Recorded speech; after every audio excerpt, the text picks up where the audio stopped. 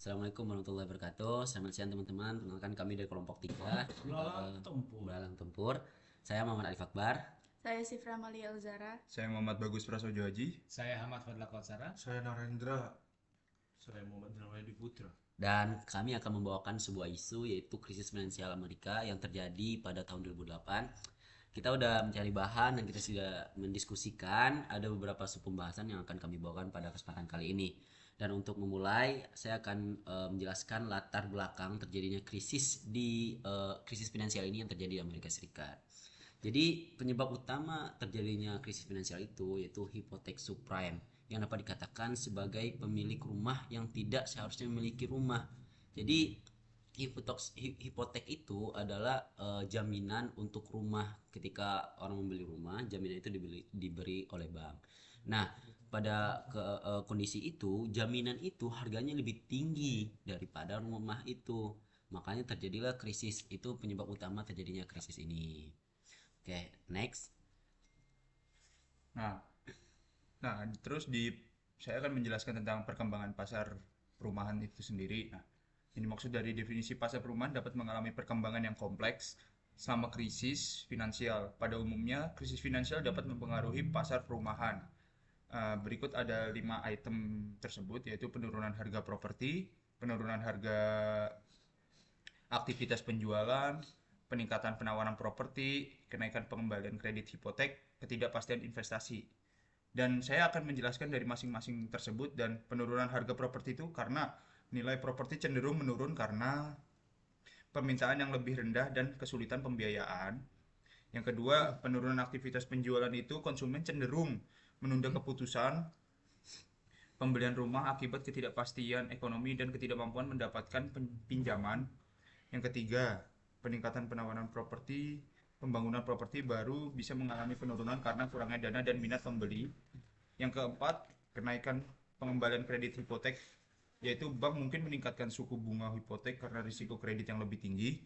Yang kelima, ketidakpastian investasi, yaitu investor mungkin kurang berminat atau mengurangi investasi dalam proyek-proyek properti besar. Selanjutnya, Oke. Selanjutnya itu ada peran lembaga keuangan yang akan disampaikan oleh Ahmad. Uh, Peran lembaga keuangan ini seperti kita tahu bahwasanya bank-bank di Amerika Serikat itu banyak yang bangkrut dan hanya bank sentral dan IMF saja yang bisa membantu krisis keuangan yang terjadi di Amerika Serikat. Yang berikut adalah 5 contoh peran lembaga keuangan itu sendiri. Yang pertama yaitu pemberian dukungan finansial, di mana IMF ini memainkan peran penting dalam memberikan respon dan dukungan finansial kepada negara-negara yang terkena dampak. Dan yang kedua ada penyusunan kebijakan ekonomi, yang dimana IMF mendorong negara-negara penerima untuk mengimplementasikan kebijakan ekonomi yang sesuai. Terus yang ketiga ada monitoring dan evaluasi. IMF melakukan pemantauan terus-menerus terhadap pelaksanaan kebijakan ekonomi oleh negara penerima bantuan. Terus yang keempat ada pengawasan dan penilaian risiko global, yang dimana IMF juga ini berperan dalam memantau perkembangan ekonomi global dan mengidentifikasi potensi risiko sistematik. Terus yang terakhir ada penyuluhan dan bimbingan, di mana IMF memberikan saran teknis dan bimbingan kepada negara-negara anggotanya dalam mengelola kebijakan ekonomi dan keuangan mereka.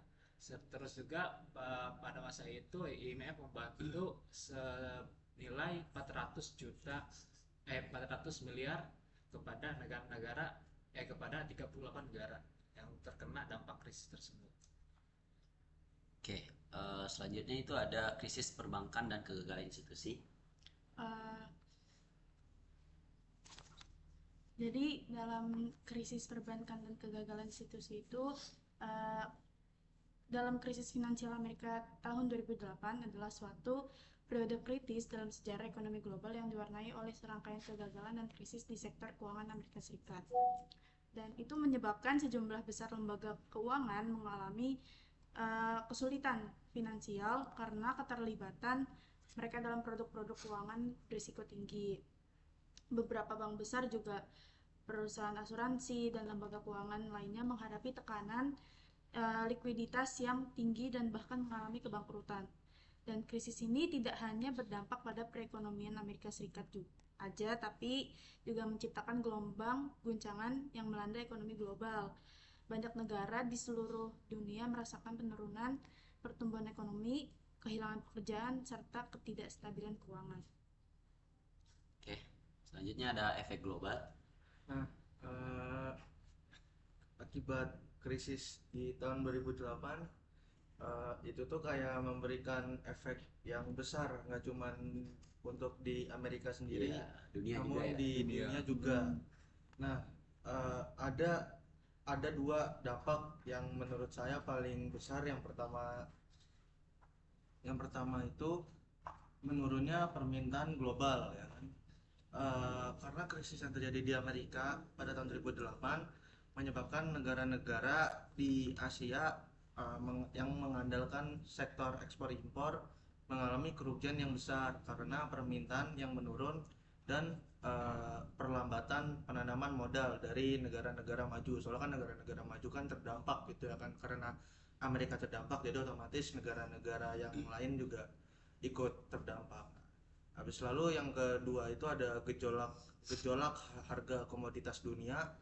Nah, jadi ceritanya itu di awal tahun 2008 harga komoditas itu masih relatif tinggi karena permintaan yang banyak dan dolar AS yang melemah. Jadi ini kayak dimanfaatkan oleh negara-negara yang masih berkembang gitu ya kan, mumpung harganya lagi murah-murahnya nih, soalnya kan dolarnya lagi Turun.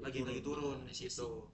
Nah, namun seiring perkembangan harga komoditas yang tadinya masih tinggi itu makin lama semakin turun karena akibat krisis finansial tersebut. Nah, komoditas yang turun itu tuh salah satunya tuh minyak, ya kan? Makanya OPEC itu sempat di tahun 2008 ini kayak apa?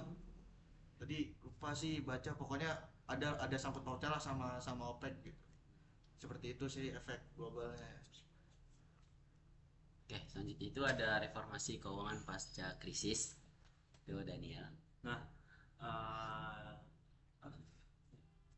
jadi pasca krisis finansial Amerika 2008, pemerintah Amerika Serikat merespons dengan Dodd-Frank Law, Street Reform and Consumer Protection Act pada tahun 2010. Reformasi ini mencakup beberapa aspek kunci, yaitu yang pertama ada pemantauan lembaga keuangan. Nah, jadi di pemantauan lembaga keuangan ini langkahnya adalah pembentukan badan pengawas keuangan yang biasa disebut juga Financial Stability Oversight Council untuk memantau resiko sistematik dan mengidentifikasi lembaga keuangan yang dianggap terlalu besar untuk gagal. Nah, yang kedua ada Volcker Rule, yaitu menerapkan aturan Volcker untuk menghentikan kegiatan perdagangan proprietary oleh bank yang bertujuan mengurangi resiko dan konflik kepentingan. Yang ketiga adalah perlindungan konsumen. Nah, dalam tahap ini Amerika Serikat membentuk Badan Perlindungan Konsumen Keuangan untuk melindungi konsumen dari praktik keuangan yang merugikan. Yang keempat adalah transparansi derivatif, yaitu meningkatkan transparansi dan regulasi derivatif melalui Dodd-Frank yang mengharuskan sebagian besar derivatif diperdagangkan di bursa terbuka atau melalui sistem clearing. Yang kelima, modal dan likuiditas bank, yaitu menetapkan persyaratan modal yang lebih ketat untuk memastikan keberlanjutan keuangan lembaga-lembaga keuangan. Yang keenam adalah agensi rating kredit, yaitu meningkatkan pengawasan terhadap agensi rating kredit dan mendorong diversifikasi dalam pemilihan agensi rating untuk mengurangi konflik kepentingan. Nah, jadi meskipun Dodd-Frank telah membawa perubahan yang signifikan, beberapa pihak mengkritiknya hanya karena dianggap terlalu kompleks dan memberatkan bagi sektor keuangan. Perdebatan terus berlanjut mengenai efektivitas dan kebijakan yang lebih lanjut untuk mengatasi risiko keuangan global. selanjutnya itu ada conclusion, itu Hamad yang mau bacain. Mas.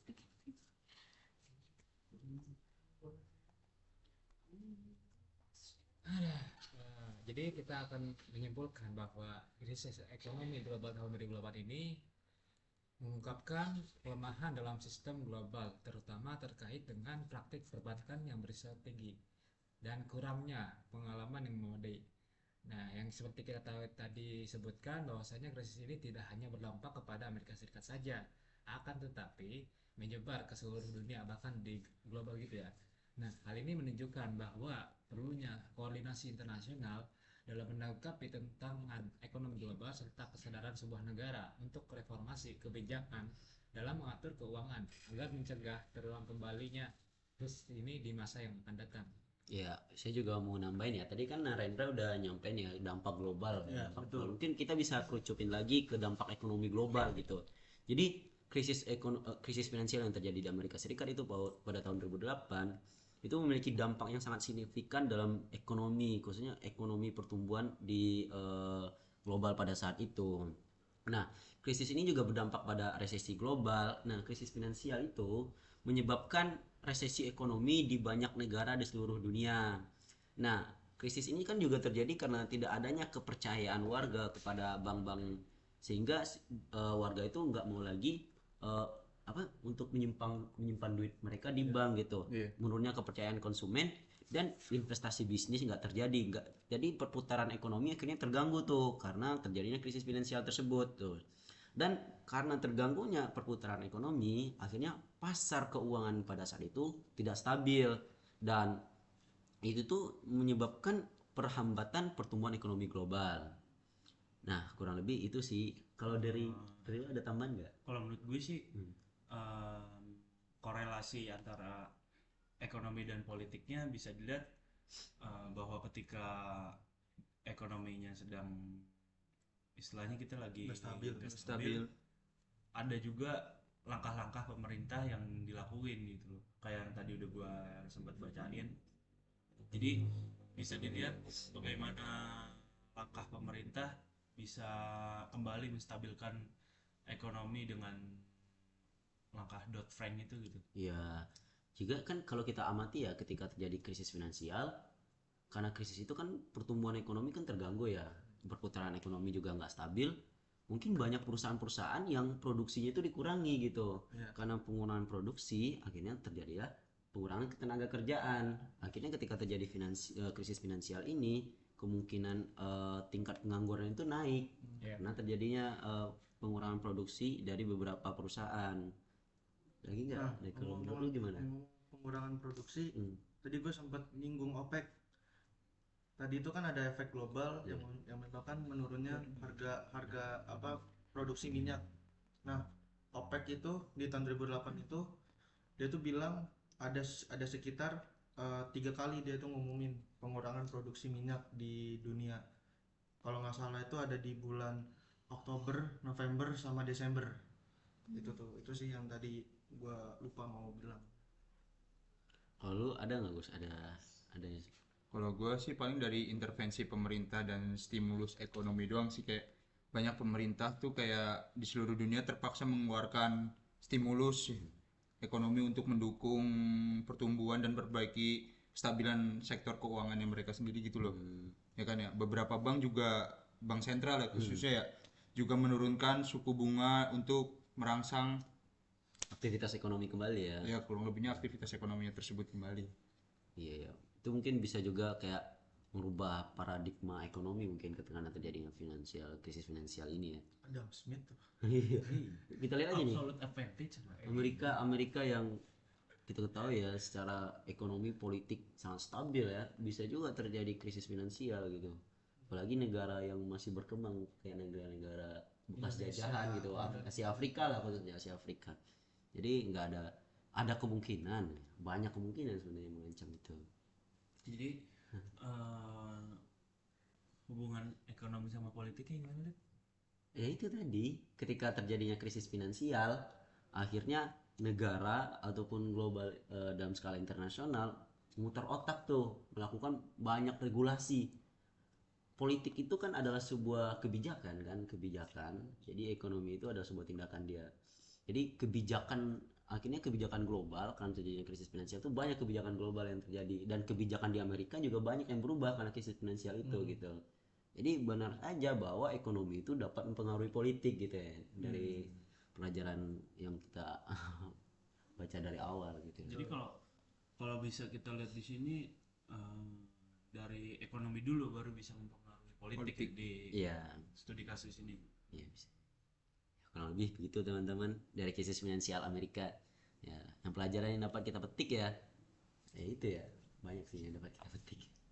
Sebenarnya tadi udah sempat disebutin sih sebenarnya, Ban. Tadi disebutin pelajaran-pelajaran itu kayak eh,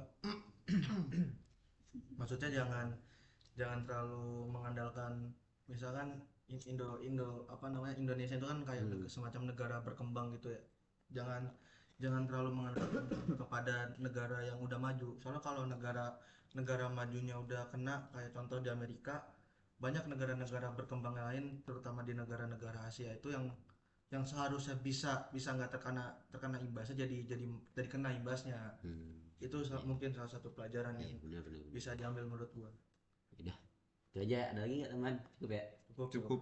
Oke, terima kasih teman-teman dari kelompok Belalang Tempur. Kita lumayan berdiskusi ya pada video kali ini. Terima kasih teman-teman, kita tunggu pertanyaan teman-teman di presentasi nanti. Makasih, wabillahi taufiq wal hidayah. Wassalamualaikum warahmatullahi wabarakatuh.